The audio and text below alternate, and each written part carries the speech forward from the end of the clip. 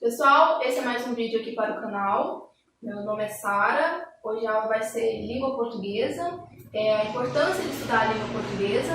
Antes de começar a assistir já a aula, vocês se inscrevam no canal, deixem o like, ativem o sininho de notificações para que sempre que tiver aula nova, vocês já receberem, tá? Então vamos lá.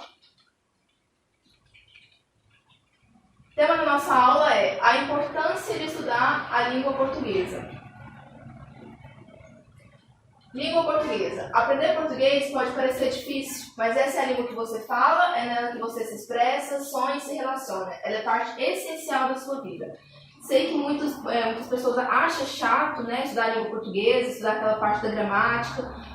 Porém, eu trouxe motivos para vocês se dedicarem a essa língua, e para vocês entenderem o porquê dela ser tão importante. Porque antes mesmo da gente começar a falar, é nessa língua que a gente escuta.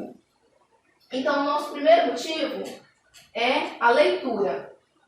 Utilizamos o ato de ler para sabermos qual ônibus devemos pegar, para irmos ao trabalho, para lermos uma receita na cozinha, para entendermos documentos no trabalho, enfim, em quase todos os aspectos de nossas vidas. Então, a leitura ela é essencial, desde uma coisa mais simples como ler uma receita de bolo, até uma coisa mais importante como contrato, como leis. Então, é por isso que a leitura é tão importante. O nosso segundo motivo é a escrita. Escrever aplica-se na hora de passarmos informações, sejam em recados, bilhetes ou anotações. Precisamos da escrita para utilizarmos grande parte das ferramentas da internet. A gente sabe que para os nossos livros chegarem até nós, para as informações que a gente tem hoje chegarem até a gente, houve pessoas passando essas informações. E por onde elas passaram essas informações? Através da escrita, que é o nosso código. E para a gente poder entender, é preciso ter esse domínio aí da língua portuguesa para poder compreender melhor. O nosso terceiro motivo é a comunicação, a fala. Transmitimos ideias e recebemos as ideias de outras pessoas, tudo graças à comunicação, o que demonstra a importância da língua portuguesa em nosso cotidiano, pois devemos ser objetivos e claros na hora de nos comunicarmos. Desde a hora que a gente acorda até a hora da gente dormir, a gente está sempre comunicando com pessoas, a gente está sempre interagindo. Eu preciso falar o que eu estou sentindo, eu preciso falar o que eu quero, e por isso é necessário essa interação. E por onde utilizamos ela? Pela língua portuguesa. Por isso é outro motivo para a gente estudar essa língua. No próximo tópico, eu separei a diferença entre a fala e a escrita. Por quê? Na fala, não há muita preocupação dos falantes com as regras da língua padrão, Eu me falo de repente como que vem à cabeça, a linguagem é fluida, Já na escrita, há essa maior preocupação com as regras da língua padrão. Por quê? Porque eu estou preocupada com como a pessoa vai receber a informação, Eu estou preocupada com a acentuação, com a ortografia, eu estou preocupada no que eu vou escrever depois daquela outra palavra. Então, há uma forma mais padrão. Então, essa é a diferença da fala e da escrita. E quando a gente fala sobre esse ato de falar, da comunicação fluida, a gente entra no preconceito linguístico. Por quê? Porque o modelo que eu falo, o modo que eu falo, vai variar de pessoa para pessoa, de região para região. E o que acontece? O preconceito linguístico. O preconceito linguístico, um exemplo claro, é observar um sulista que considera a sua maneira de se comunicar mais elegante ao que vive no norte e nordeste do país. Vale ressaltar que o Brasil possui dimensões continentais e, embora todos falemos a língua portuguesa, ela apresenta diversas variações e particularidades regionais, como visto. Então, o que é esse preconceito linguístico? É quando uma pessoa de uma determinada região acha que a sua fala, o seu modo de falar, é mais bonito do que de outra região. Ele se acha melhor, E a gente tem que entender que não, que esse preconceito linguístico não deve existir, porque as variações existem por causa da região. Vou dar um exemplo para vocês, de algumas palavras aqui que vai mudar conforme a sua região. o abestalhado, oxente, uai do Goiás. O pessoal aqui do Goiás fala muito uai. Mano, guri. Essas são algumas variedades linguísticas daqui do Brasil. Outro exemplo. Como se chamam esses alimentos? Aqui estamos vendo a mandioca. Eu conheço como mandioca, mas outro pode conhecer como aipim ou como macaxeira. Temos nosso geladinho também, porém pode ser conhecido como sacolé, chup-chup, laranjinha, din-din. Temos a mexerica, que pode ser conhecida também como tangerina, bergamota, mimosa, laranja, cravo. O nosso pão francês, o tal do carequinha, pão de sal. Então, todos esses alimentos aqui, eles vão variar conforme a sua região.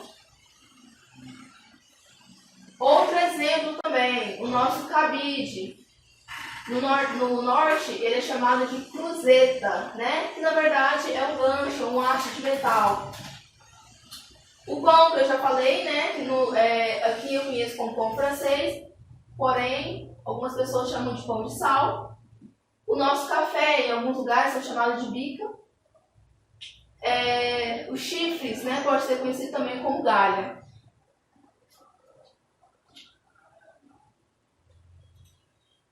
Tá.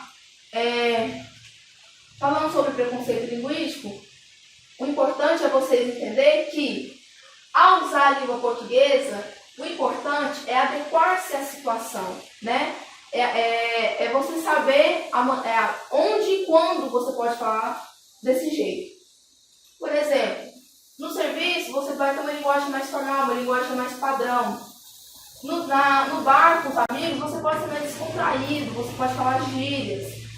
Na escola, você vai ter um outro tipo de tratamento. Então, em todas essas situações, a língua portuguesa ela vai variar, né? E o importante é vocês entenderem que vocês devem se adequar à situação, tá? E não existir esse preconceito linguístico. Vamos falar agora sobre os tipos de linguagem. Temos 3 tipos de linguagem, tá? A primeira é a linguagem verbal. A linguagem verbal, ela envolve palavras. O nosso código é as letras.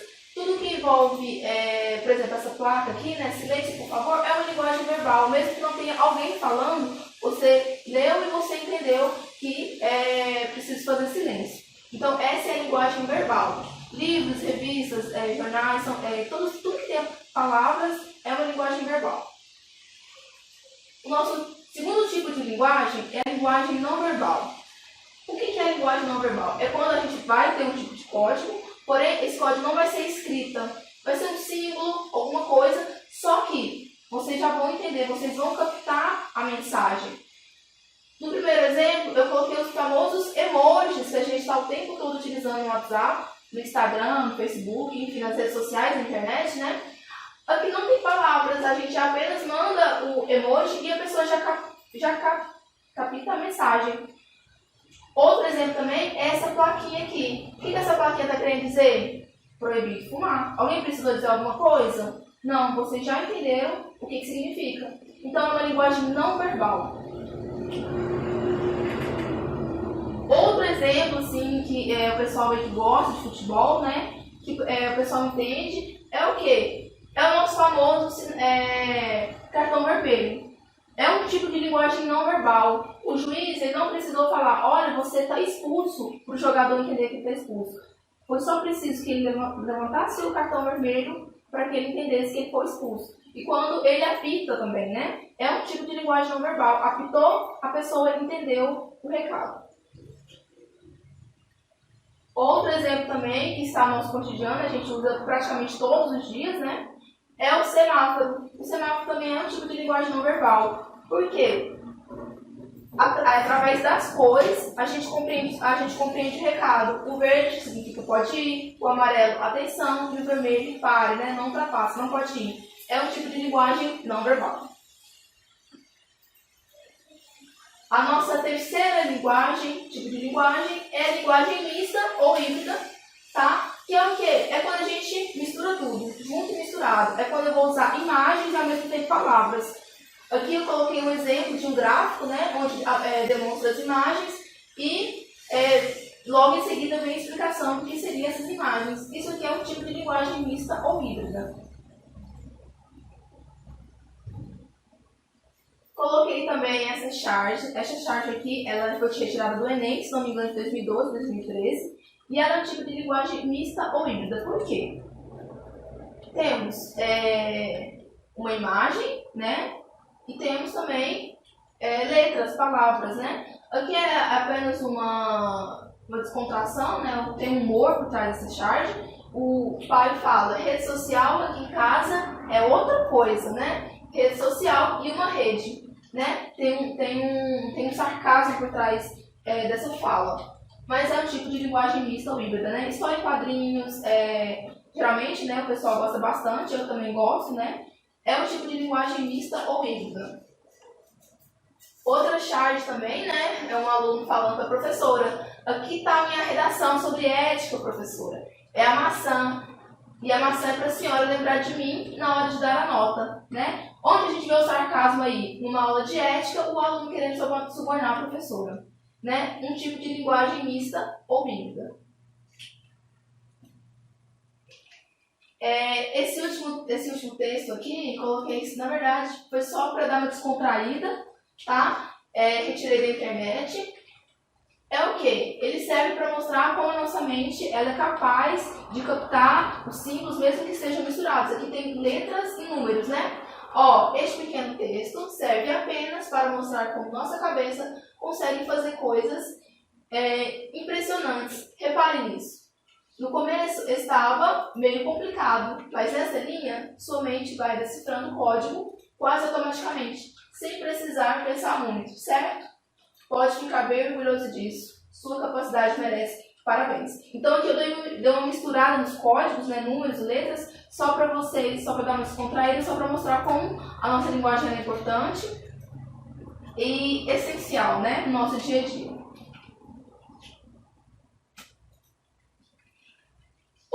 Outros motivos, na verdade, para estudar a língua portuguesa, que é o quê? A criatividade e o senso crítico. O senso crítico nada mais é que formar a sua própria opinião sobre as coisas. Assim, as pessoas estarão mais capazes de expressar suas ideias e entender sobre assuntos que são desconhecidos. O senso crítico nada mais é do que você ter a sua própria opinião, né? Você lê livros, se informar sobre as coisas, mas você ter sua própria opinião sobre aquilo. E por qual meio você usa tudo isso? A língua portuguesa, né? E o outro motivo seria a criatividade. A criatividade está ligada à imaginação. E nada melhor para desenvolver a imaginação do que a leitura. Para se ler e compreender, é preciso interpretar. Nesse último parágrafo aqui, a gente percebe como a língua portuguesa está relacionada uma coisa com a outra, né? Como tudo precisa um do outro, né? A leitura precisa da escrita, a escrita precisa da interpretação, a interpretação precisa da comunicação, e assim vai, né? Então, por todas essas razões que eu quero que vocês entendam a importância de estudar a língua portuguesa, né? E a criatividade, o que é a criatividade? É quando você está lendo um livro e você consegue imaginar, por exemplo, você dentro daquela história, né? Você consegue, lendo aquilo, você consegue imaginar. Isso chama-se criatividade. E tudo isso por meio da língua portuguesa. Então, esses são os motivos, né, que te levam a precisar estudar todos os dias na escola a nossa língua. Chegamos ao final de mais uma aula. Gostaria de lembrar vocês que as atividades vão ficar na descrição do vídeo, tá? É necessário que vocês façam as atividades para entender o conteúdo melhor. Quem não se inscreveu no canal, não se esqueça de se inscrever, ativar o sininho de notificação, deixa o like. Qualquer dúvida pode deixar nos comentários que eu vou estar respondendo todos vocês, tá? Então é isso, espero vocês na próxima aula. Um beijo!